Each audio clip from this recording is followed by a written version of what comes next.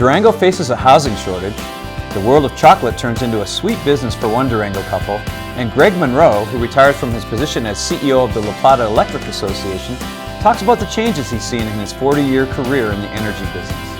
I'm Jim Mackay, and you're watching Open for Business. You're watching Open for Business with Jim Mackay, a business news show that brings you information about commerce and industry in the four corners. Open for Business is brought to you by First Southwest Bank. We can help you get there. First Southwest Bank. And by the La Plata County Economic Development Alliance. Pioneer Spirit, Business Smart. It's a seller's market in the La Plata County real estate business, and it's likely to continue in 2014.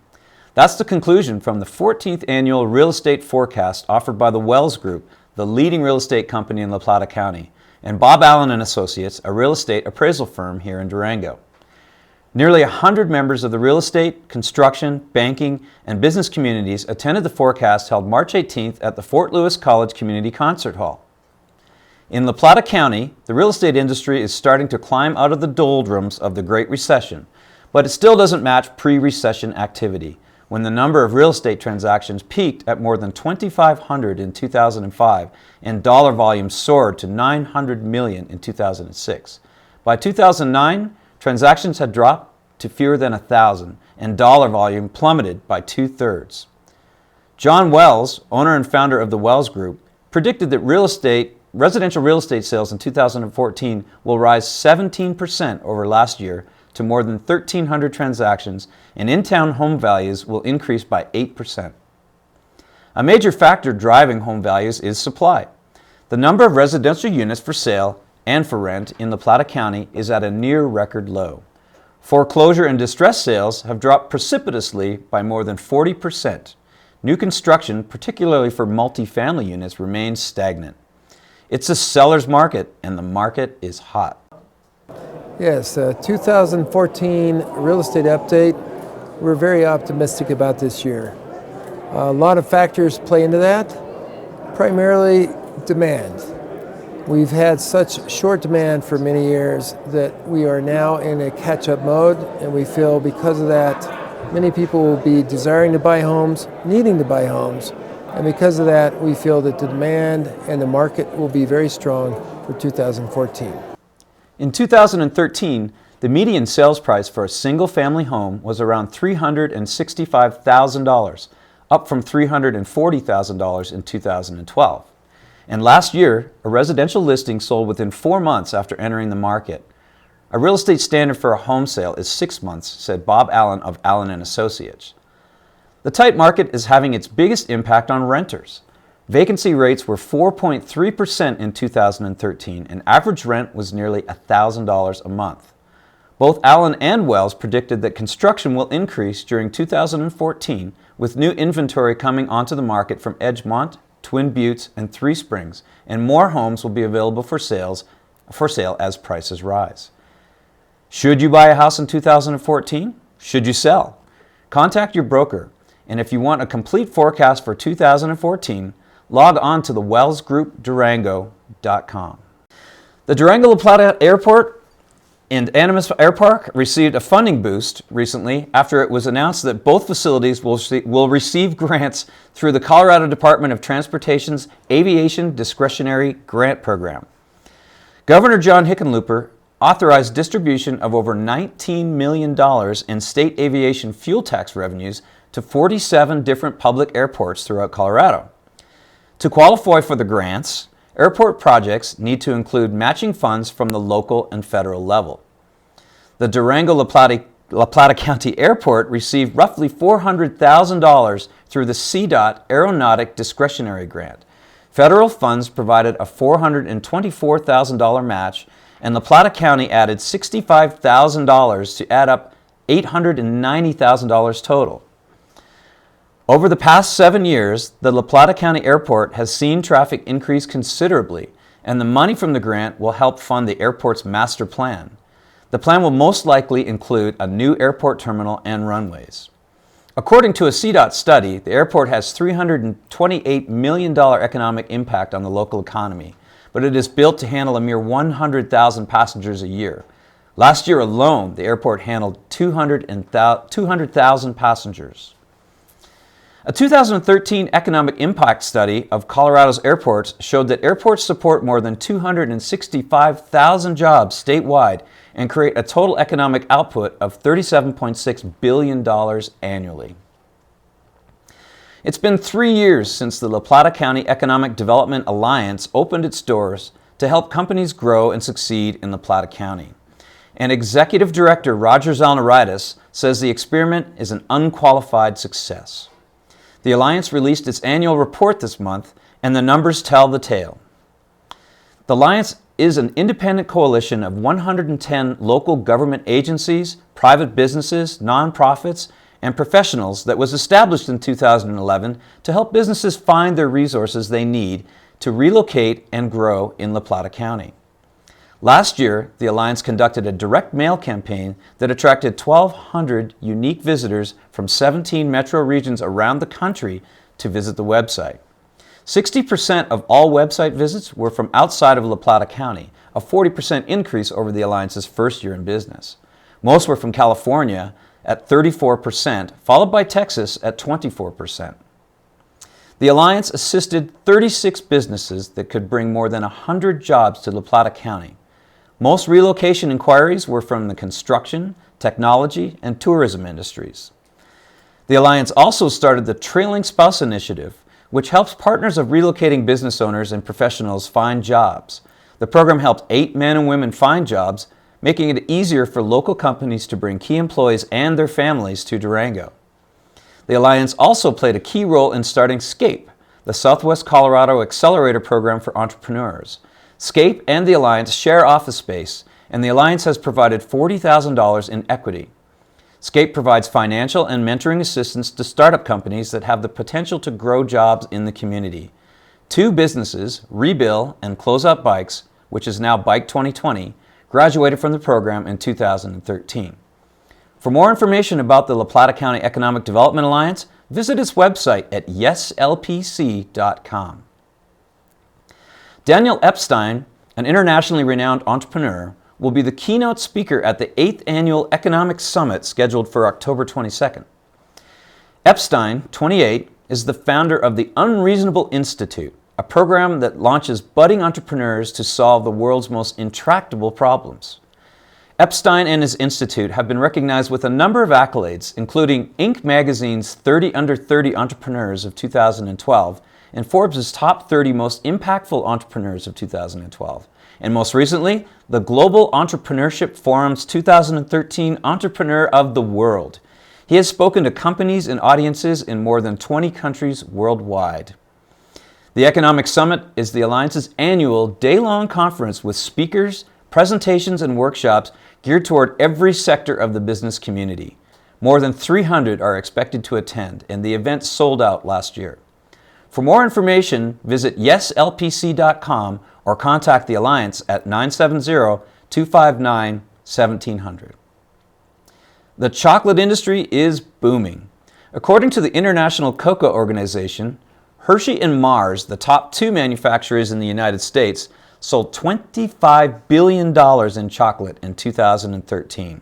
And Durango's own Rocky Mountain Chocolate Factory topped $30 million in sales last year.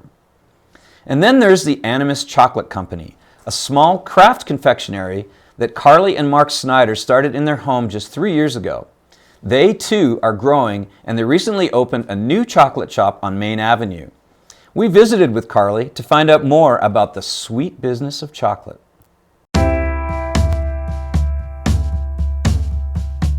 So when I first moved to Durango, I moved to what was called Tall Timber Resort. On one of my days off, I was just kind of exploring the ranch, and in the old kitchen cabin, I found this candy book, and that's kind of what sparked the idea.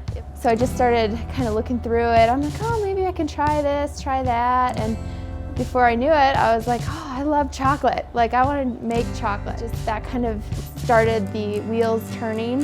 Where do you learn to make chocolate? I mean, a book is one thing, but you gotta, learn all the new age stuff as well. So, so just start researching it and practicing, making a lot of samples for a lot of my friends.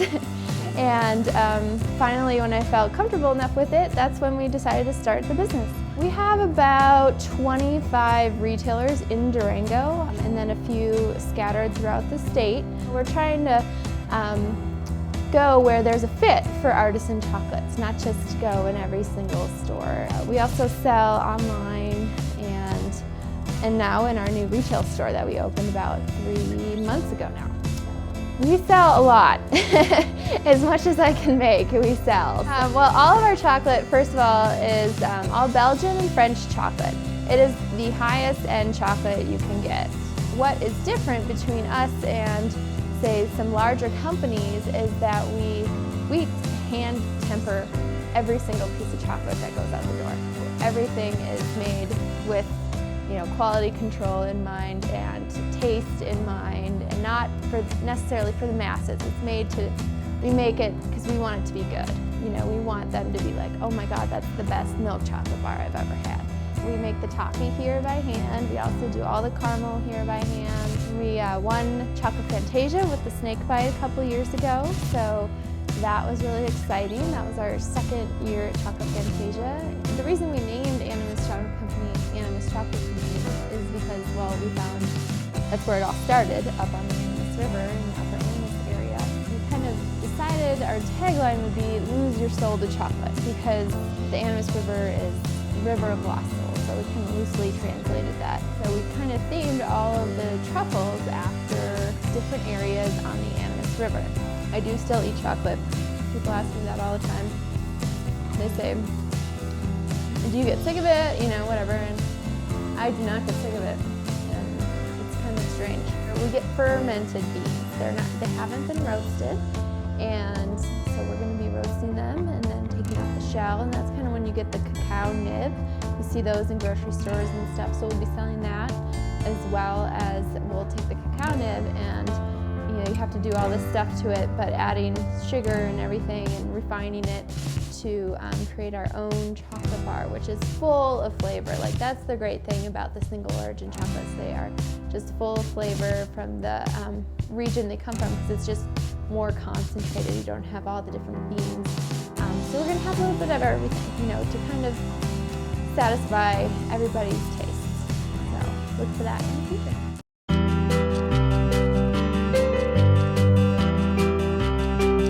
The way this school came to be is I found that there was a group of kids that were excelling in the traditional high school, but there was also a group of kids that were bright and were very disengaged from their education, and they didn't have any other options in town. We had great momentum for the first few years of our school. We were housed in a strip mall in downtown Durango, and we simply made the best of it. So we needed to move our school to a better facility.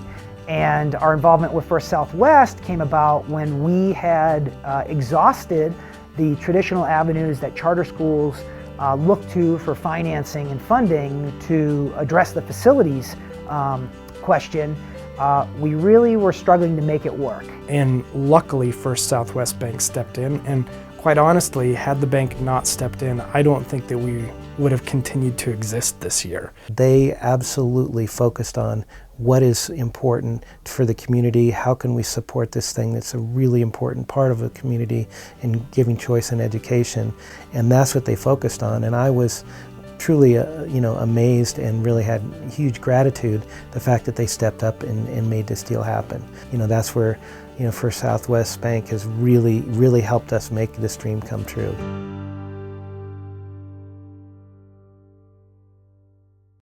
It's full steam ahead on the Durango and Silverton Narrow Gauge Railroad.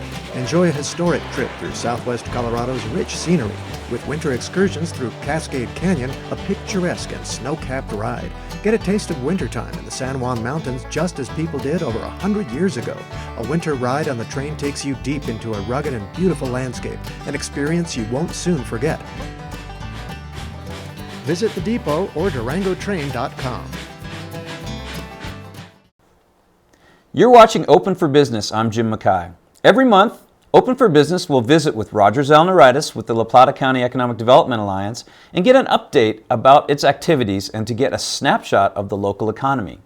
News Director Deborah Urota joins him for his first feature, Then we visit with the Plata Electric Association Chief Executive Officer, Greg Munro. I'm Inside News Director Deborah Uroda, and I'm here with Roger Zalneritis.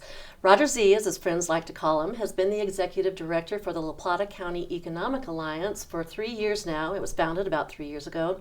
And I know, Roger, that you guys have done a lot of work on your website. You've gotten a lot of hits, and it was designed to be the first stop for people who want to relocate to the Durango area.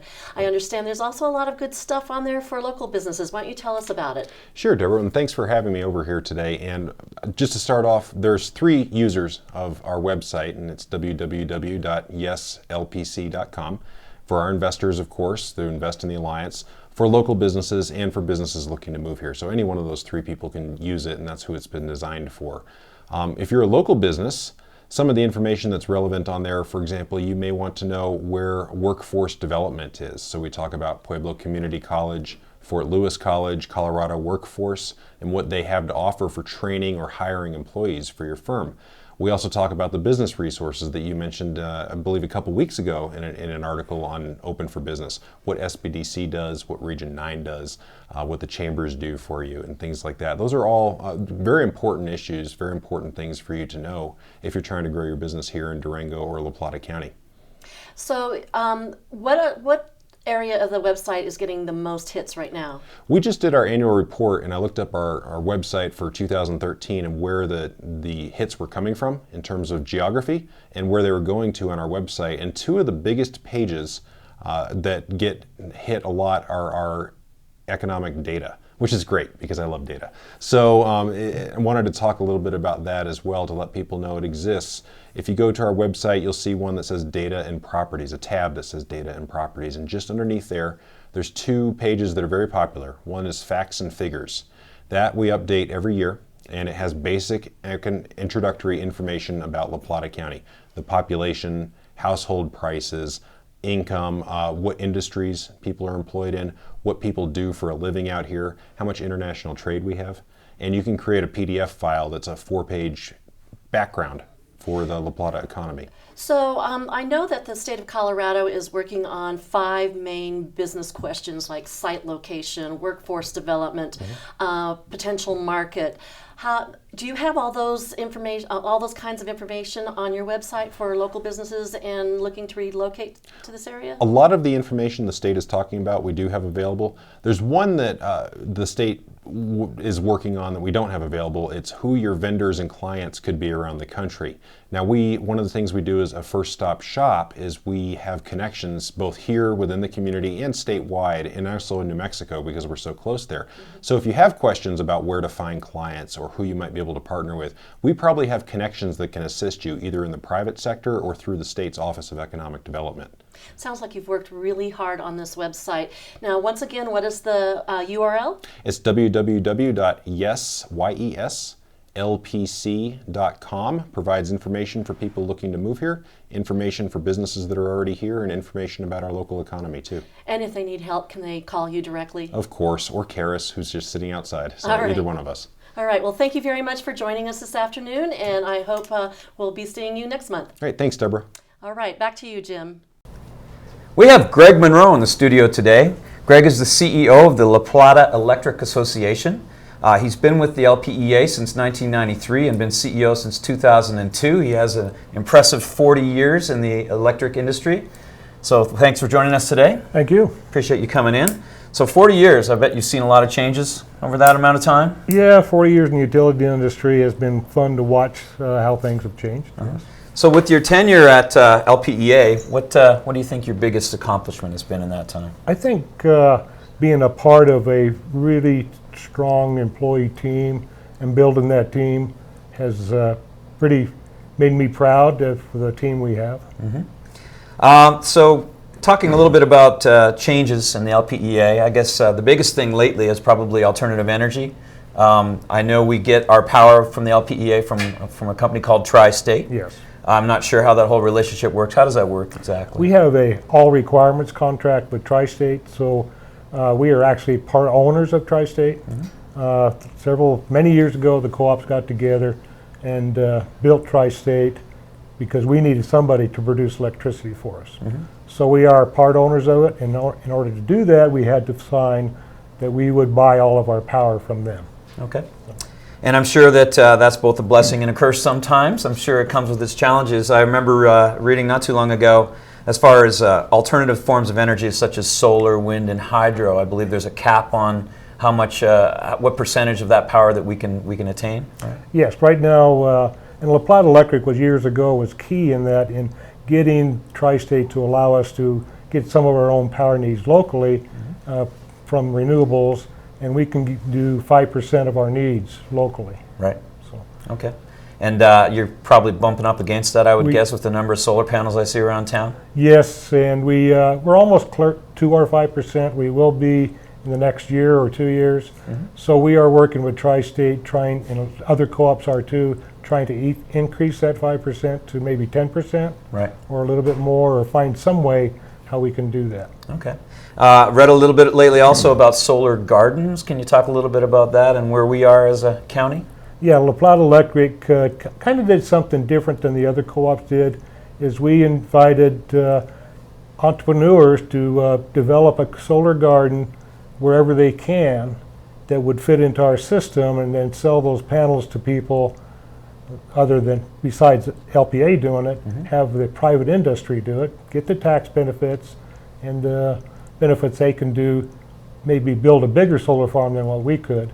And that has been taken off just recently. We have approved 3 applicants, and we have 3 more that are being addressed tomorrow. That's great. And how much power will they bring to the grid? About 1,000, or about 1.5 megawatts. Wow, that's So great. It's significant. And the self-sufficiency is an important aspect of this as well, right? Oh yes, very much. That's good. While we're talking about solar, LPEA does something called net metering. Is that right? Yes. And how does that work?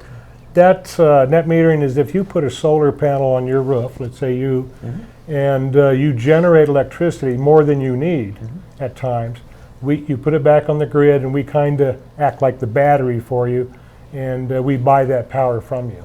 Okay. That makes sense. And you also provide something called a renewable energy credit, I believe, as well, for people installing renewable energy systems on their homes? Yes, renewable energy credits are a market. It's a national market that helps people finance this stuff, and we buy those, called RECs. We buy those RECs that people want to sell them to us. They can sell them on the open market, but we also buy them, and we increased our price a little bit over the market price this last year. So last kind of innovation I wanted to cover is something called the time of use option. Time of use was really been popular for LPA over the years. When Tri-State changed their rate structure a couple of years ago, it pretty much killed our time of use program. We are still trying to get that changed, and hopefully we can get that changed this year to make the time of use program a little bit more incentive for people to do that. Okay.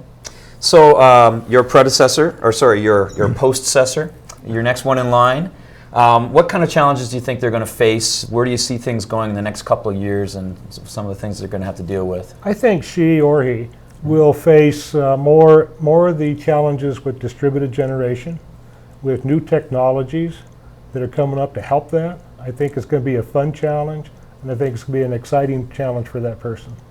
That sounds great. Well, we wish you the best. I understand you're going to stay in the neighborhood. Yep, my wife and I love Durango. We're both from Western Slope, Colorado, so we are going to stay here. I'm going to stay involved with economic development here in Durango, so we'll be around. Good. Well, we hope to see you around town, and congratulations and best of luck in your retirement. Thank you very much. Coming up next, our business updates.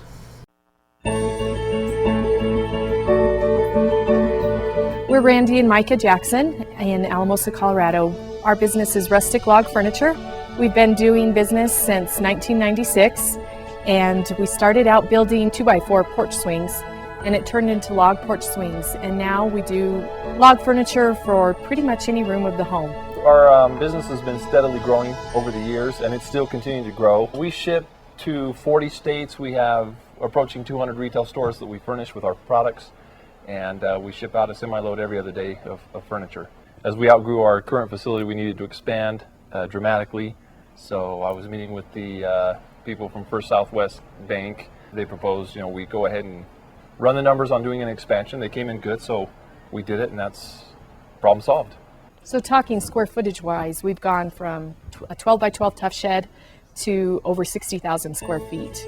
Given our experience with First Southwest Bank, I would definitely recommend them to other businesses. It's been great to work with someone local. Delzy's been great to work with. She's really been proactive in helping us just facilitate the process of getting the loan. And so she really helped take a lot of stress away by making recommendations of what they can do to help us ease the stress and focus on what we really need to do. This is our there.